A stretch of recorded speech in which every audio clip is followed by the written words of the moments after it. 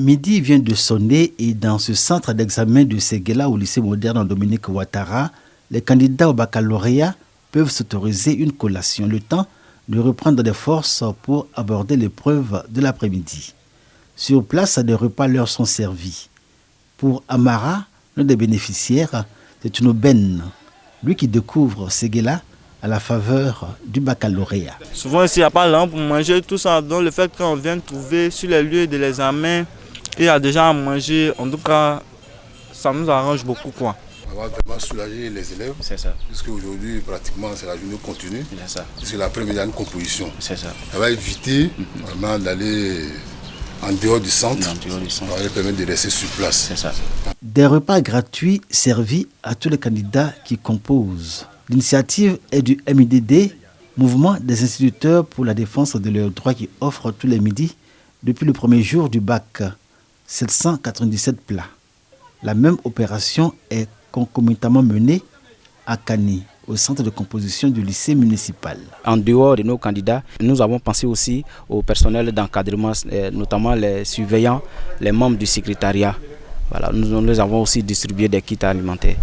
C'est la deuxième année consécutive que le MIDD Séguéla offre le déjeuner aux candidats au baccalauréat dans la direction régionale de l'éducation nationale et de l'alphabétisation du Ourodougou.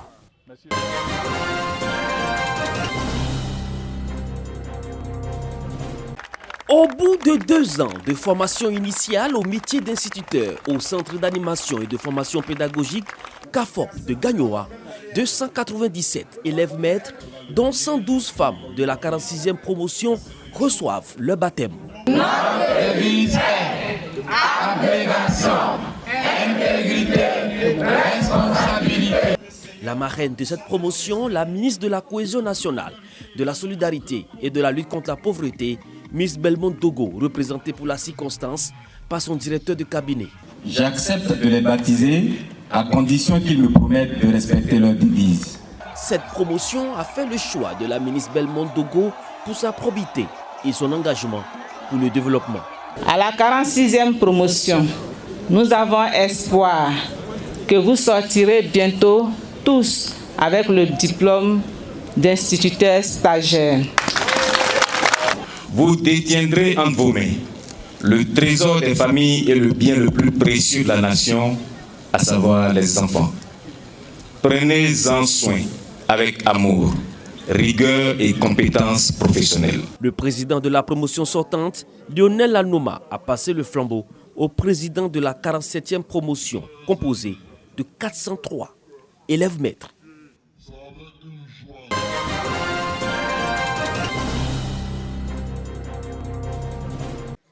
Ambiance des grands jours à Sazra, village de la sous-préfecture de Kanzra, département de Zionoula. Cette rencontre festive se justifie par la remise des clés et l'inauguration de la seconde école primaire publique de la localité. Infrastructure composée d'un bâtiment de 3 salles de classe et bureau du directeur, de 3 logements pour les enseignants, d'un bloc de 4 latrines et d'une cantine. Une réalisation de la première dame de Côte d'Ivoire, Dominique Ouattara, à travers le CNS, Conseil national de surveillance des actions de lutte contre la traite, l'exploitation et le travail des enfants, dont elle est la présidente. Madame la Première Dame, par votre don, vous apportez à nos populations plus de lumière. Car l'école, c'est la lumière. L'école, c'est le développement. Et il ne peut y avoir de développement sans le savoir. Et grâce à vous, Madame la Première Dame, les enfants de Sraza sont sur les sillons de la réussite sociale. M. Koulibaly, veuillez dire à Madame la Première Dame que nous sommes dans sa vision et que cette école ne manquera pas d'être animée. Nous vous faisons la promesse qu'à travers ce beau cadeau, nos résultats scolaires vont beaucoup s'améliorer.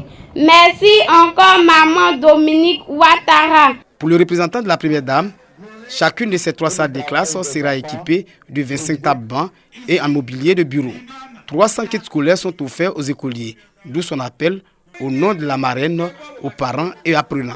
Ces dons traduisent l'engagement constant de la Première Dame de faire de l'éducation nationale l'un des piliers fondamentaux de ses actions de lutte contre le travail des enfants. Elle vous encourage, chers parents, à scolariser massivement vos enfants, car la place des enfants est à l'école. Chers tout petits, La première dame compte sur vous pour améliorer vos résultats. Le secrétaire général de la préfecture de Zionoula, tout en saluant l'action sociale de Dominique Ouattara, exhorte les bénéficiaires à faire bon usage des infrastructures scolaires. Plusieurs doléances sont exprimées au cours de cette cérémonie, dont l'achèvement du bâtiment de 3 salles de classe en construction par la mutuelle de développement. L'école primaire publique de Zazra 1 a ouvert ses portes en 1958.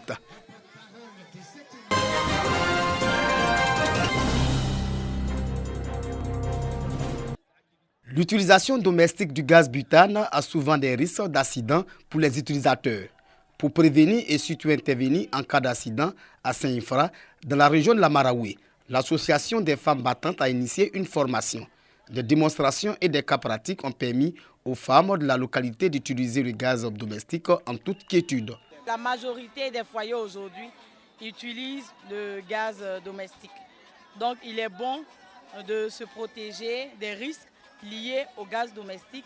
Et je pense qu'à la sortie de cette sensibilisation, toutes les mamans aujourd'hui savent comment se tenir s'il y a un danger. Des bouteilles de gaz domestique, des marmites et des paniers sont remis aux participantes. Cette activité a le soutien de l'Ami de la Charité. Les membres de cette organisation exhortent les femmes à l'union et à la cohésion. Parrain de cette cérémonie, le président de la Haute Autorité pour la bonne gouvernance. Son représentant salue la vision de l'association des femmes battantes, celle de rendre la femme autonome à Saint-Infra. L'association Femmes Battantes, depuis que je connais cette association depuis plus de 3 ans, elle travaille pour l'autonomisation des femmes, pour que les femmes se prennent en charge. Cette formation avait pour thème « Gestion des risques liés à l'utilisation du gaz domestique ».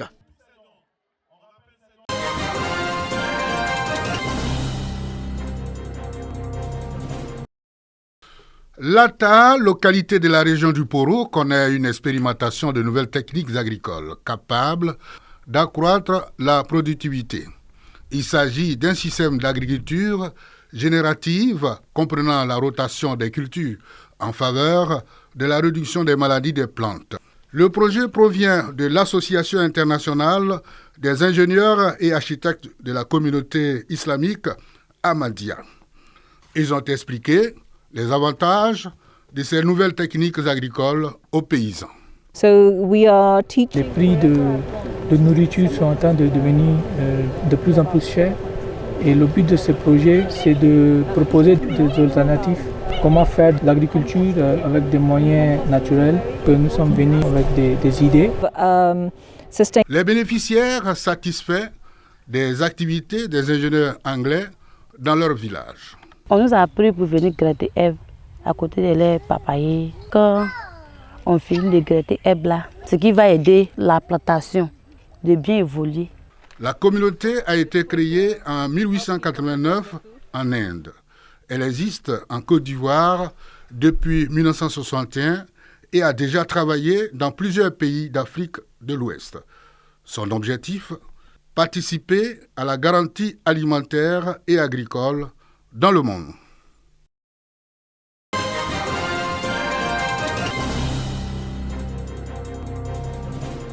Il est 8h20 ce dimanche, les musulmans de Ben Rosso, barrés de leur plus beau boubou, prennent d'assaut l'esplanade de la mosquée Zinab Tangara pour prier à l'occasion de l'Aïd el-Kébir. La prière des 2 rakats se déroule dans le silence, le recueillement et la soumission à Allah. Tout en rappelant l'importance de la tabaski pour les musulmans, l'imam Sidibé Mohamed, qui a dirigé la prière, oriente son sermon sur l'actualité.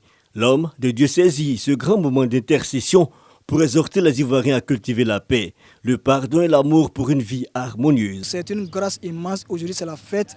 Réjouissons-nous et repentissons-nous et demandons pardon à Allah subhanahu wa ta'ala. Il faudrait que nous soyons des musulmans exemplaires, sincères et adorateurs d'Allah subhanahu wa ta'ala. Après ce sermon, l'homme de Dieu a sacrifié un mouton au nom d'Allah pour perpétuer l'acte d'Ibrahim.